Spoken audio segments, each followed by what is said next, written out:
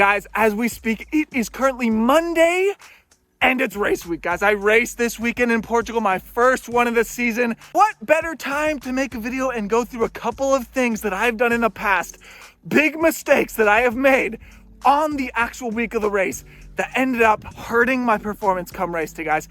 Classic pitfalls, secret traps that you must avoid come race week to make sure that you get to the start line ready to smash it. Hyped, healthy, and ready to smash. Guys, let's get right into it. Alrighty, guys, what would be the first idiot thing that we must avoid come race week? It is obviously going to be weight loss. Trying to lose weight when we are 10 days, 1 week out from our race, guys.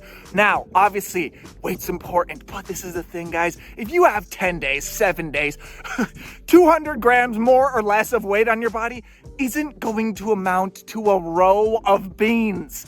It literally is not going to make any difference. But if you do try and lose that weight and you end up pushing your body a little bit too far and it starts going into alarm mode, that is going to make you lose tons of watts, tons of strength. You are going to lose 50 watts on your FTP instead of going 1.0 seconds faster in your race because you're 200 grams lighter. Basically, guys, do not fiddle with anything related to your weight on race week. Don't even go on the scale. That's another thing. If you go on the scale, it might work out in your favor and you might get on there and see a number, maybe even a bit lighter than you were expecting. And that might give you a little boost of confidence. But what if it goes the other way? Oh my God, I'm a kilo more than I thought I was gonna be. Ooh, mental midget. Then you collapse mentally, guys. So, this has happened to me many times, honestly. Don't even go on the scale. The work is done, guys. Put the scale away, eat healthy, get those carbs up. Don't do anything stupid. No fasting, no stupid crap the week of the race, guys. Eat for strength, eat to recover well, eat to feel good and happy and motivated and excited. If we're in a deficit, our body's gonna make us have bad mood. It's gonna be not hyped. We do not wanna do this the week of the race, guys. It is a huge, huge mistake.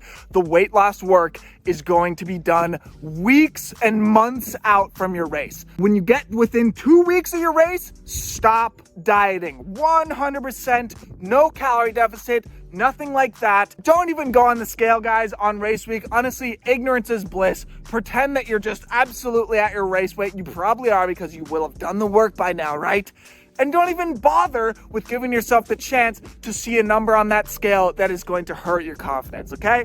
Second one, guys, this has to do with getting a massage. Now, this is something that a lot of endurance athletes think is the golden ticket to having the best sensations in their legs come race day. And in many cases, it can very well be the case. Some people respond really well to massages. But guys, if you are getting a deep tissue massage for the first time in many months on race week, if the masseuse is doing it properly and they're actually giving you a deep massage, which is what you're going to do for them to iron out those kinks in your muscles, that can cause some muscle damage and make your legs sore and feel shitty on the bike. So this has happened to me for sure many times in my career. First time in 6 months that I go and get a massage the day before the race, and the next day I literally feel like I did a gym workout the day before. My legs are sore. It's a new thing. We do not want to introduce any new stimulus, any new weird things. This also has to do with foam rolling, guys. Don't do 6 months of zero foam rolling and then think, oh God, what can I do to make myself totally optimized this week during race week, and go and do a deep foam rolling session. It can make you sore. It can make your legs feel weird. So if you've been doing consistent massages for the last couple of months, once a week, don't stop. If you have the money and you want to waste money on doing a massage, even though there's zero science behind it, honestly, go for it. But do not start that on race week. It's a dangerous thing. Number 3, guys, this one's pretty obvious. We want to reduce all possible stresses that we can.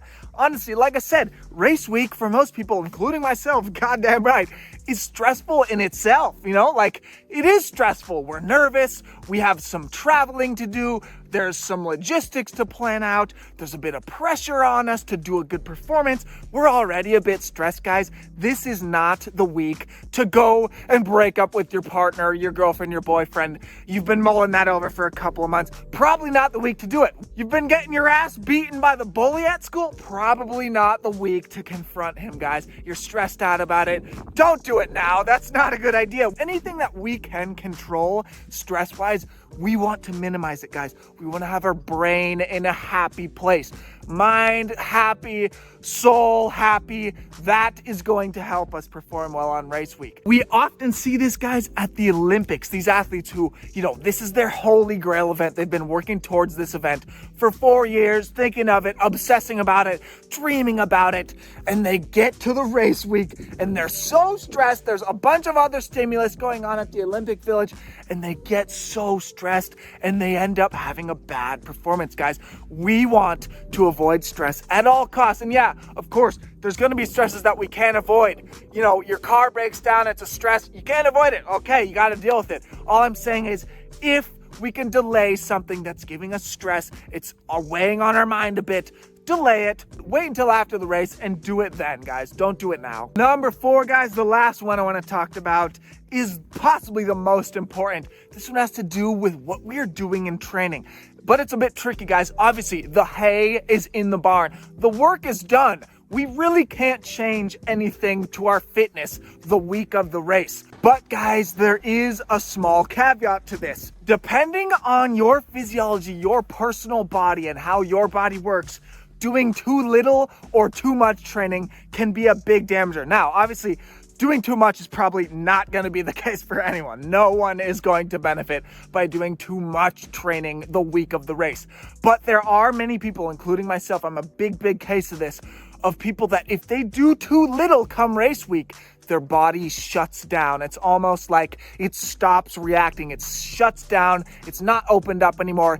And that just does something weird to their body. And they get to race week and they just feel turned off. They don't have their body firing on all cylinders. So this is something that we need to go experimenting, trying to learn, observe our own patterns in our body and figure out, okay, if I take a 3 or 4 day really light taper, which a lot of people do this taper, which for those who don't know means cut volume, cut intensity. You've been training at, 13 hours a week for many weeks, and then come race week, you're gonna cut it in half because you need to taper, which in theory, and for most people that does indeed work, but there are cases like myself where this does not work. In fact, the opposite happens to me. If I do that, I feel terrible in the race. It's about learning, observing, experimenting, as I always say, and trying to figure out what your body needs to do on race week, guys. So some people might need to actually kind of keep their body firing, keep doing a bit of volume, keep doing a bit of intensity.